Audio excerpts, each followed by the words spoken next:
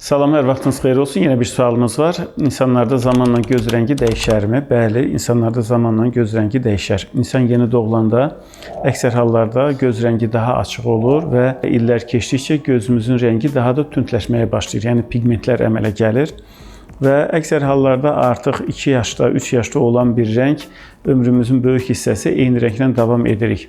Çox yuxarı yaşlarda bəzi xəstəliklər zamanı pigmentlər zamanla azalıb, təkrar açıla bilər yüksək yaşlarda, yuxarı yaşlarda, 50 yaşlar, 60 yaşlarda. Və ya ikinci bir hal, bəzi dərmanlar var ki, o dərmanları istifadə etsək, o zaman göz rəngi dəyişə bilər. Qlakoma, antiqlakomatoz dərmanlarımız var. Göz daxili təzyiq yüksək olanda bəzi dərmanlar var.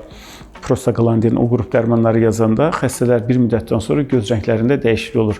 Mavi rəng, açıq rənglilər daha tündləşir, rənglər də daha da tündləşmiş olur. Hallar var, iridə siklit xəstəlikləri və özəl viral keçirilmiş sikliti xəstəliklərdən sonra quzeyli qişada pigment itkisi ola bilər və bunun nəticəsində də quzeyli qişanın ya total pigmenti azalır, rəngi dəyişir və ya sektoral hissəvi rəng dəyişiklikləri ola bilər.